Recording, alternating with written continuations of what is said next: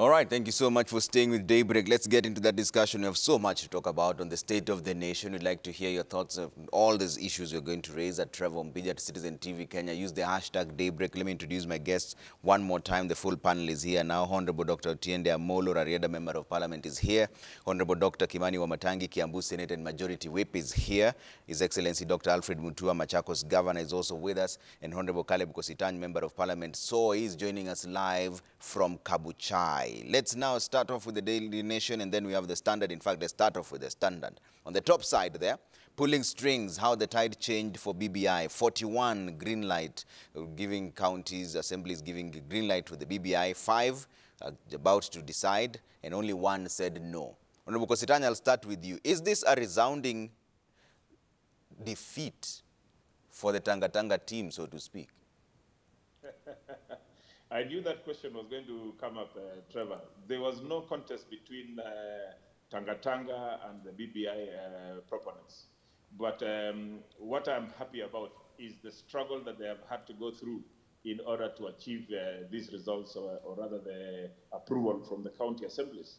We have seen that without the Tanga having held ground and said that we need to build consensus and raising serious concerns about the BBI, the timings, the state of our economy, and the push for a referendum, the MCAs would not have gotten that 2 million car grant that they were given in order to soften their hearts. We hold the position, yes, the MCAs deserve to be given the car grant, but the manner in which it was given, stroke BBI, came in as a bribe, which is very unfortunate. It shows how desperate those pushing for BBI were. But we shall say they have scored round 1, spent a lot of money, a lot of taxpayers' money. Round 2 is coming, and that is where Kenyans will have to engage. But for us as Tanga, let me put it very, very clear. We always advocate for a win-win situation. The problem with our those within BBI is they are looking for a competition. And we said this from the beginning. We are not going to enter into a competition on matters that we did not, that we were not in our manifesto as Jubilee. We have held the position that the Deputy President has even made it very clear. Finish up with your BBI business because I'm not part of it, and then we get back to the track of rebuilding our economy, empowering our youth, and delivering on the Jubilee promises that we made with the 1.5 years left for Jubilee government. So, Honorable Kositany, that's the double speak that I'm struggling with. On one side, you say you don't want anything to do with the BBI because it's not in your manifesto. On the other side, your team says that they will not lead the no campaign. So, which one is it? Are you going to just be fence sitters then? You see, Trevor, if somebody is digging a hole and you know they're going to fall into it, and you have told them to stop digging, but they continue digging, the best thing is help them dig. So we might even decide to help them push this BBI to the eventual to the end. You might find us saying tomorrow, okay, fine, let us all vote yes, so that we avoid this contest that they are looking for. You can already see they're trying to frame William Ruto has lost. William Ruto was not part of BBI. BBI was a result of Uhuru Kenyatta and Raila Odinga. How do you run a race on your own and then want to claim that you have beaten somebody who was at home doing other things? He was in a church somewhere. He was meeting the gracious old lady from Kiharu. So really, let us not try and bring William Ruto into every affair. I know they're desperate to have a contest with William Ruto, but let them wait. The contest we are waiting for, the contest that has been framed up in our constitution, is the 2022 contest, and that is where our focus is. All right. Honorable Otiende, are you desperate for a contest? Let me say good morning to my brother Caleb Kositany, from wherever he is suffering the loss. You know, I think that politics and politicians can be very confusing to Kenya. And I think all those who've been listening to DP William Ruto and his Tanga Brigade are right now totally confused.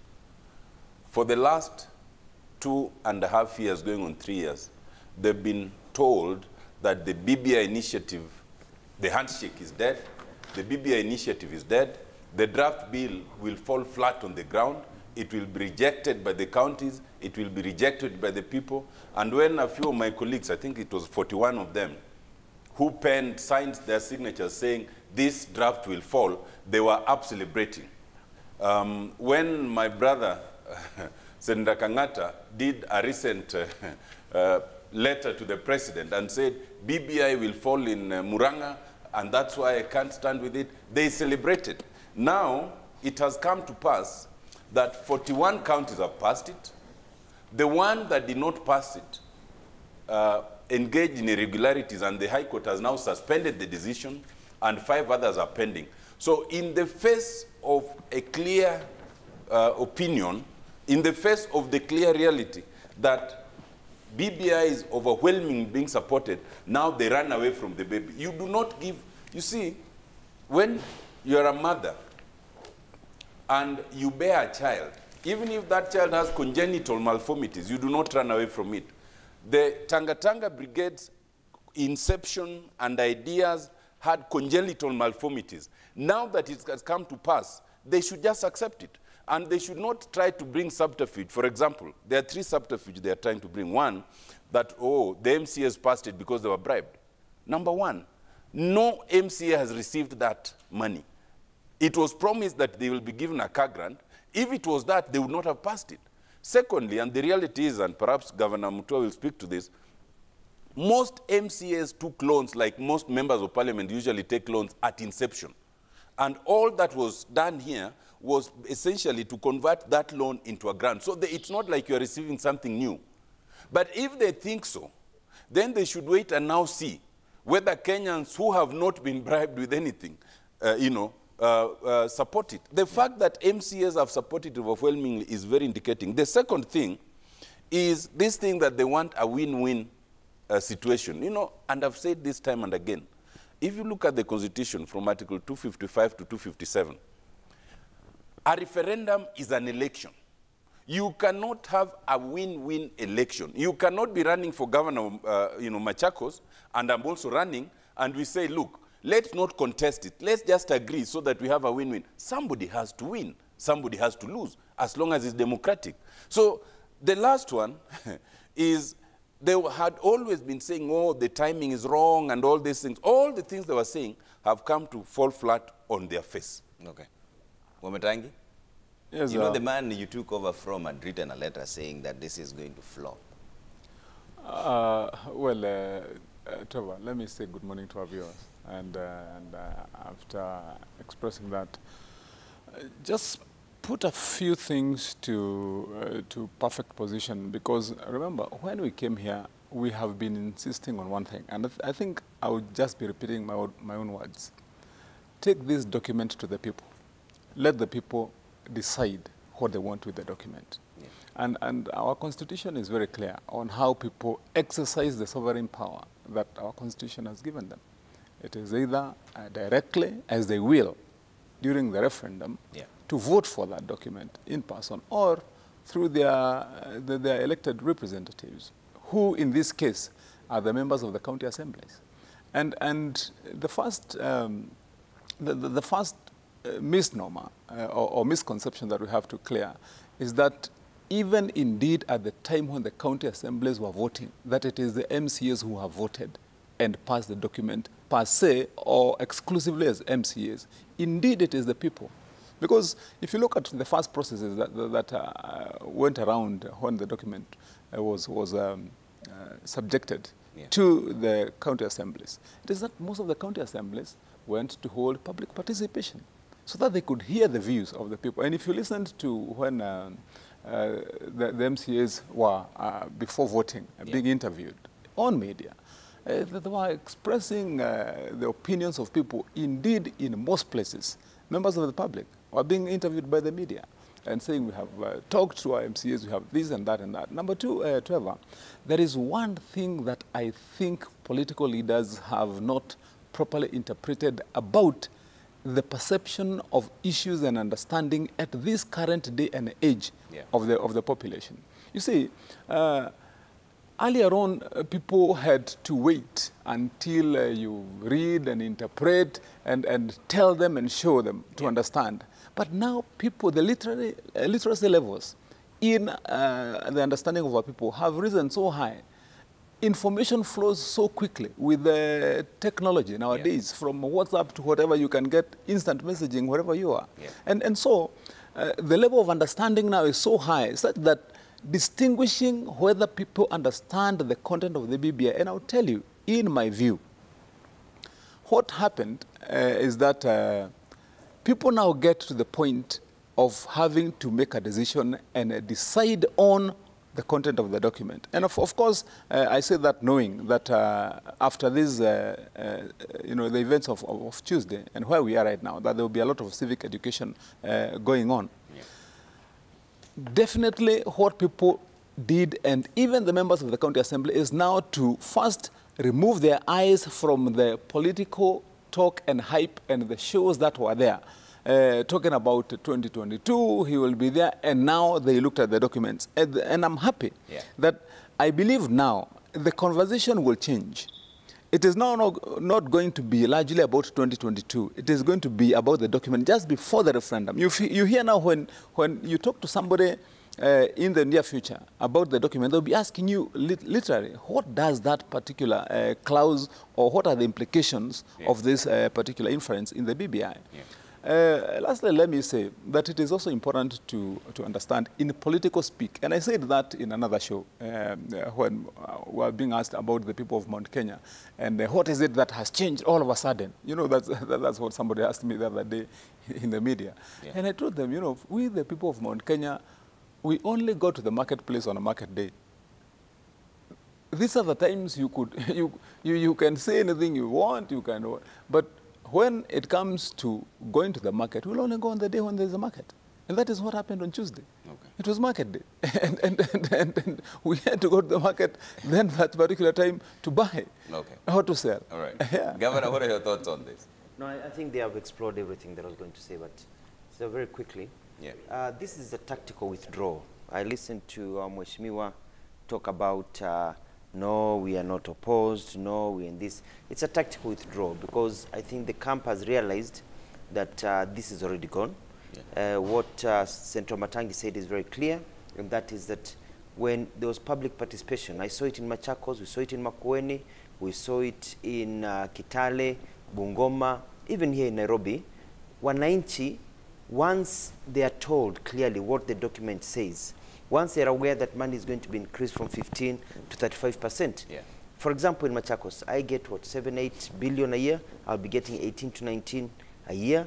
With what I have done in Machakos, people are thinking, wow, that's a lot of money. You can actually do much more. Yeah. And when people really realize that there's money coming to the counties, that Wananchi really like it, the MCAs, even the ones that were opposed to it, supported it. It is very clear that you know, the promise of a car grant was always there. This is something that MCAs had been agitating for a long time to convert the loan to a grant, as it is with what goes on in the National Assembly. And this was a discussion. So all President Uhuru did was to move it faster to where it was. It was going to be at the long run, at the end of it. And lastly, the issue of, are they scared of a contest? Yes, they're scared of a contest, because they feel that if they lose, and if they take the no position and they lose, it is going to reflect on what will happen in 2022, because there's a new momentum that has been gained. So what options do they have? What options do they have? They need to sit down and ask themselves, really, are they opposing for the sake of opposing? Are they liking the document for the sake of liking? Or is it selfish? Is it all about them, or is it about the people of Kenya? Because at the end of the day, I think the people of Kenya, not only on the ones who go to market on market days, but even for the rest of us, is important. I heard somebody say that the Mount Kenya people can be rented but cannot be sold. They are not for sale, but they are for rent. They'll come to the public rally, they'll scream, you pay them, they go home, but they're not for sale. Honorable Kositany, why don't you clarify this for us? So the team that is leading the BBI has already picked 10 teams, political heavyweights, to lead a yes campaign to the people. What is DP Ruto's camp going to do? You know, this BBI, and I want to say it again, and I will say it again, is not in our line of priorities. So I think, first of all, I think all those who are supporting BBI are absolutely dishonest people. People who really don't care about the plight of Kenyans and the current state of our economy. And it is very sad that it is those who are at the top in the leadership of the country that are pushing a document at the time when we have more serious issues to deal with. We have our children learning under trees. We as members of parliament, and my good friend Kenda Mom is there, out of the 137 million we are meant to receive for CDM, which we use a substantial part of it for bursary, we have only received 9 million, 7 months into the financial year. To me, those are more serious issues than BBI. But you can even listen, having listened to my colleagues there, is they are all talking about a competition, about somebody winning and about somebody losing. Changing the constitution is not a matter of competition. And it is sad that we have framed it that way. We are focused on achieving our victory in 2022. This was never part of our plan. Let them run with their plan. Let them run their own race. Declare whoever has won between Raila and Uhuru. That is absolutely not going to bother us. But I would like also to tell them that there's the voice of the silent majority. I saw yesterday, I hope you saw a clip of an MCA who was the only person who raised a finger, who raised an objection in the Bungoma County Assembly. And he was very articulate about his issues, saying we were given this BBI draft yesterday, and then in a record 15 minutes, we had, the County Assembly had voted for it, and he said, why not for his objection? At the 7th minute of debate, this thing would have been passed with, in 7 minutes. So really, it has shown that there's a lot of dishonesty, there are a lot of shortcuts. This thing is being pushed, like you were told by a certain civil servant, that we shall take it slowly like quinine medicine, whether we like it or not. Yeah. It can be injected into us. So I think that is what is happening, but the timing of the car grant is very suspect, and no Kenyan, I think Senator Matangi has said that the literacy levels in Kenya are very high. So I think Kenyans have seen, the silent majority are watching, and we will not enter into a competition whereby we will oppose BBI. We have never been there. We will not be there. We will still hold that. Once we are debating now we are debating the referendum law in Parliament, it is important that when we come to amendments of that law, that we ensure that we have multiple choices. Because, truth be told, there are some good things in BBI, but there are some terrible things in BBI. For example, right now we feel that Kenyans are overrepresented, but BBI is offering us an opportunity to increase the members of parliament to almost 600. To me, that is a no. But Kositan, I find this strange that you're talking about a possible win for you in 2022, and a document that will then impact on how your government will be formed is the one thing you want to fence sit on. Trevor, don't forget, go back to history during the 2005 referendum. We were in the no campaign that was led by DP Dr. William Ruto and even the retired president, late President Moi. We were in the no campaign. We were never denied an opportunity to enjoy the fruits of this constitution because we voted no. Deputy President William Ruto is now Deputy President in a constitution that he opposed. And for your information, a constitution is for Kenyans. If Kenyans vote for it, that means those who oppose it are part of that constitution. If Kenyans vote against it, that means those who have voted for it are part of that constitution. So really, it should never be whether you oppose, then you're told, okay, you oppose this constitution, so you're going to be locked out. I mean, there's nothing that stops us from participating in an election in the new formation of government. In fact, it might benefit us more. So let's not go there. Okay. Dr. Tiende, you know, there's this theory that I keep hearing that at the end of it all, we'll have more than 690 members of parliament, and I've heard it several times. In fact, there are some people who are saying that they'll now be dressed in uniforms. Is this what is there? Well, of course it's not, and I'll explain. But, you know, I think to be fair to the DP and my friend colleague Kositani and the Tanga team, we should just cease talking about this because you see how they are struggling. You know, and I think the problem with the Honorable His Excellency, the DP, he's stuck in a no mode. In 2005, I was together with him and Raila and the others. We were opposed to the then draft. But when we changed those things, and I was part of the committee of experts, in 2010, he's still stuck to the no mode. and 2020 is still stuck to the no mode. I think anyone who joins him must be prepared to be stuck to the no mode to any proposed amendment, good or bad. And right now, you hear Kositani saying we have nothing to do with the BBI. And then he goes on to explain the same tired things on why they're opposing. You know, you cannot enter a contest, whether it's a wrestling match or a boxing contest, then once the referee rings the bell, then you say, no, I have nothing to do with this. That means you are throwing in the towel, and I think that's what they're doing. So let's be graceful in our win and just remind them that when you lose, do not insult the people for making their decision. Do not call the over 2,000 MCAs dishonest because they have refused to believe what you're saying. Do not call the rest of the Kenyans who think 35% coming to the county is a big deal dishonest. Because ultimately, even the question of elections will depend on them.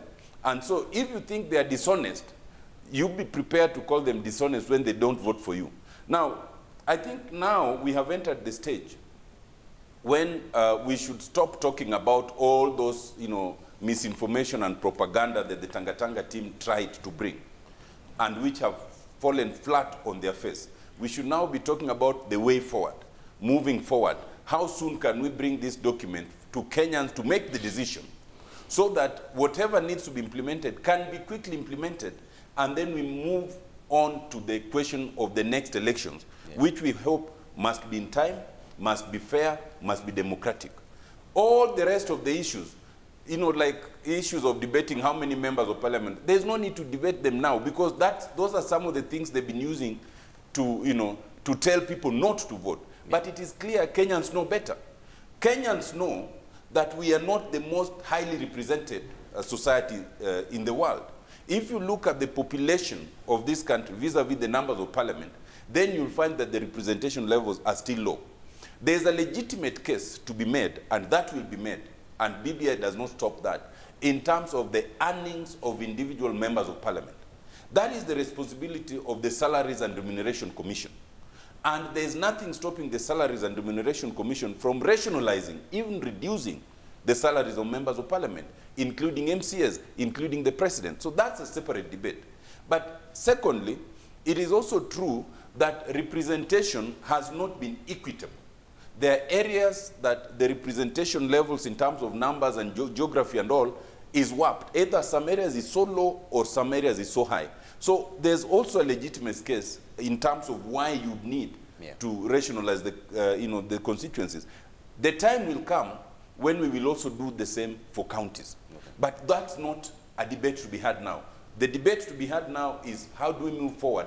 How do we get over the referendum, and then we prepare for the next elections? Okay. Well, Matangi, the Tanga team seems to be retreating, but this is a document that then you would think that people would go to the public and now say, I want you to say no because of 1, 2, 3, 4. And I want you to say yes because of 1, 2, 3, 4. Are we losing the content of this in the fray of politics now? I think, Trevor, something that we have to make clear, very clear to the members of the public, and especially viewers who follow us right now as political leaders, is first, let people understand that the BBI report is not a thermometer for the current situation that we are in.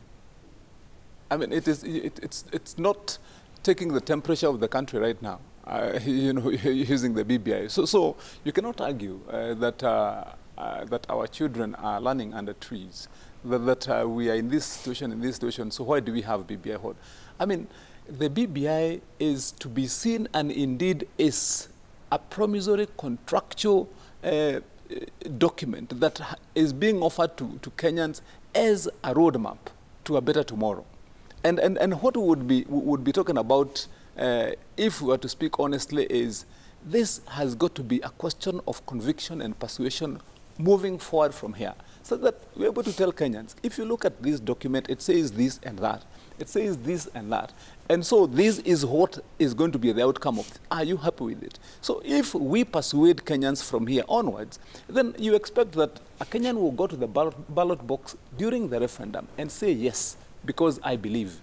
or say no because I'm not persuaded.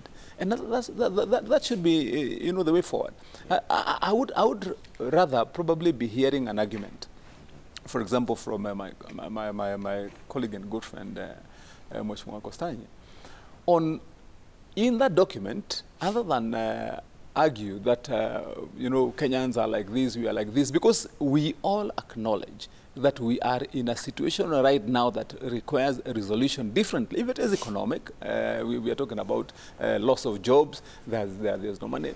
Yes, it is true. That is the situation that the country is in. There are a myriad reasons why we are there, and we spoke about that last time here, Trevor, you know, from the impact of COVID-19 and so on, and so everybody has taken a hit. But in the context of this discussion, you would be asking somebody, do you see anything in that document that makes you think that there are good things that you can talk to your people about?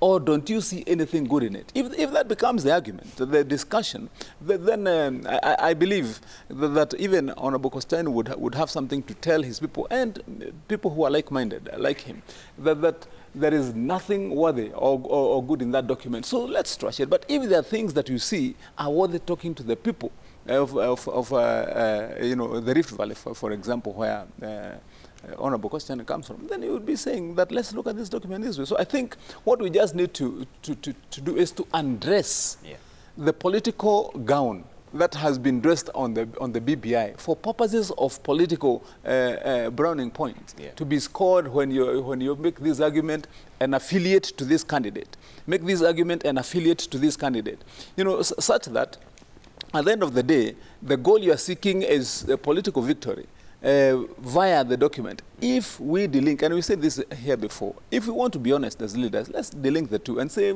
you know, in content and context, the document is worthless, or it is worthy this.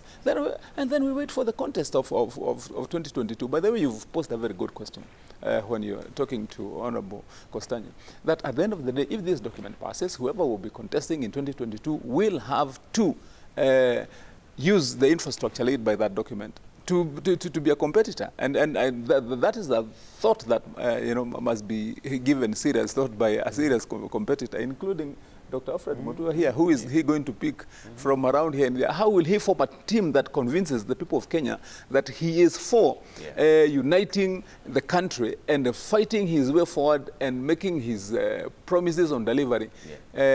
Conceptually using that major concept that we have to be united together. And Governor Mutua, you are actually running for president. Is this something you can implement? Do you see it implementable? Yeah, I've looked at it, and yeah, it is very implementable. I've looked at the document. I actually got the amendment bill together with the 2010 constitution, and I went phrase by phrase, underlining. I got my legal team looking at it, and I looked at it. There are some things that really could have been done better. But let's remember, it's a process. When I listened to Honorable Kostanyi and their fence sitting, from an analytical perspective, I believe that the team will not oppose the BBI. Come out. They will not come out. They'll go cold. But all they'll do what they have been doing in by-elections. They are going to get another team out there, maybe Linda Katiba, and fund it and feed it with propaganda to go out and campaign. And I think they already, from my knowledge, they're already setting up those structures. So it's a cowardly attitude, you know, and these guys are known for being cowards. It's a cowardly attitude, and they will not come out because they want to stick out their neck. So when they lose, they say, haikuwa sisi, but they're going to sponsor others to try and bring up all this propaganda. Because there's been a lot of propaganda about the BBI. First of all, people were being told that it is overhauling. It's like we're getting a new constitution, you know, but it's not. And I was telling my people of Machakos yesterday during some campaigns that it's like when you have a car, for example, or you have something in your house that you need to get fixed. You have a car, but you realize that the wheels are not aligned. Zinafanya hivi. Ama ukanyaga brake, haishiki, inakanyaga brake. You realize that you need to alter the brakes. Because some of the phrases that are there, for example, when it says that money to counties will be 15% of ETC. We are just changing the 15 to 35. You're actually removing the 1 and putting a 3. So what they're doing is wanafanya ukarabati. Tunafanya ukarabati kwa katiba kuifanya iwe nzuri. And amendments are there. If you look at the American Constitution, for example, you hear of the First Amendment, the Second Amendment, Fifth Amendment, etc. So they have been told that it's going to kuongeza mzigo, you know, that there's going to be a prime minister, deputy prime minister. When you read the document itself, you realize that the number of cabinet members will not increase, that the deputy prime minister and the prime minister will still be still the same number. They are not getting an increase in salary. It's the same package. So it's basically as it is today. You can appoint a minister, prime minister, etc.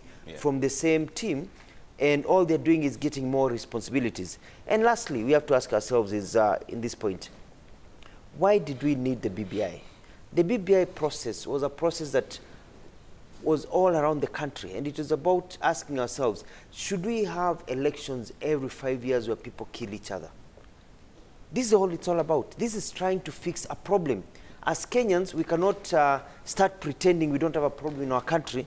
Every political time, people are driven out of their homes, they are killed, people are burnt in churches. Why? So the whole essence of expanding the 5 positions was because it wanted to give people a platform of competition not based on tribal links, but based on ideology. So that as Mutua, when I stand up as president, I'll have my friend here, for example, as the prime minister, my friend there as the deputy prime minister, another friend there from a different region as a qualified person, as the deputy president, such that now when people look, they see, each group has the reflection of the people of Kenya in various positions. I can even have set up 10 or 20 positions. People say, we are reflected. So let's stop talking about tribe. Let's now talk about policy. What is this team going to do? And lastly, I think Honorable Kositani and his team really need to come out and say why exactly they don't like the BBI. And I know why. It's because it's tough on corruption. And their team has been known, suspected to have sticky fingers. And I've never had them come out and say they don't. They always try to avoid it. And so corruption will be a matter of the past with the BBI. I mean, it's going to be a challenge, but it's going to be easier to convict people. It's going to be easier to prosecute, and trials will be shorter with the BBI, and that's what the people wanted. There is the issue of youth empowerment. The youth will be empowered. They can get tax breaks, so they cannot be lied to with handouts. They cannot be lied to with small things that are not taking them anywhere. They'll be empowered. They'll be richer, so they can make better decisions. This is scaring them because their philosophy is based on people remaining poor and using their poverty to make them, the leaders, look like they're their saviors. So this is worrying them considerably. I have to take a quick break, but Honorable Kositani, I'll give you a chance to respond to that right after this break. I see a lot of also feedback coming through. Keep them coming at Trevor Mbija at Citizen TV Kenya, #Daybreak. We're back in just a bit on State of the Nation.